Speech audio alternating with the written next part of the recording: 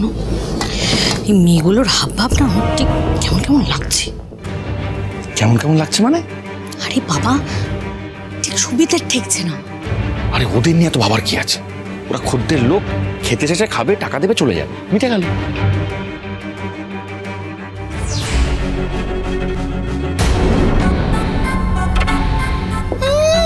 ওর video করছে।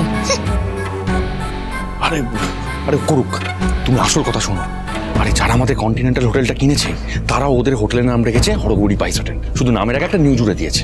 এই শোনো, নিউ লাগালে না ফিউ হবে, অত সহজ। হরগৌরী পাইস হোটেল 100 বছরেরও পুরনো। আর তাছাড়া মেজদার হাতের রান্না,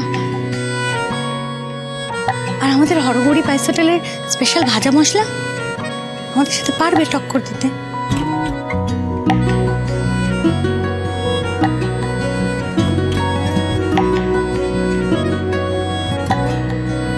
মনে আছে ফুটপাতে আমরা আদি হরগৌরী পাইস হোটেল খুলেছিলাম, যখন ওই ভাস্করটা আমাদের বাড়ি থেকে বের করে দিয়েছিল?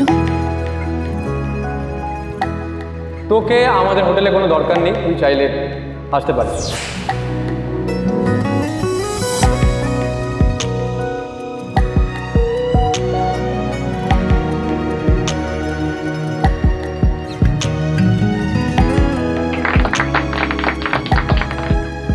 তারপর মেজ বৌদি গ্রেট কুকি জিতে এলো, তারপর আমরা হোম ডেলিভারি খুললাম।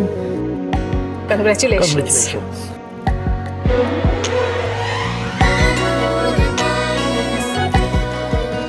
তারপরে মেজদা নতুন কন্টিনেন্টাল হোটেলটা চালু করলো।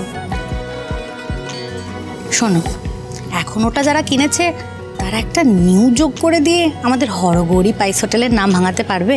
চাইলেই হলো, বলো তো? রান্নার দিক থেকে আমাদের মেজদার হাতের রান্নাকে টেক্কা দেওয়া অত সস্তা? শোনো, আমরা হলাম ওজি, বুঝলে? আসল হরগৌরী পাইস হোটেল সেটাই যেখানে শঙ্কর ঘোষ নিজে হাতে রান্না করে। তুমি দেখো, কয়েকদিনই ঝাঁপ পড়লো বলে। কিন্তু ওই ওজি মানে কি? আরে টিভিতে দেখো নি নাকি, যারা স্টার তাদেরকে ওজি বলে। একটু পরে জানতে পারবে রিয়েল ওজিটা কে।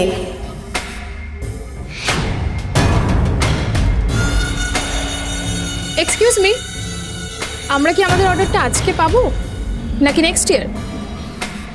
না, আসলে আমরা গরম টাটকা খাবার দিই তো, তাই একটু সময় লাগছে। এমন গরম দেবেন না যাতে আমাদের জিভটাই পড়ে যায়।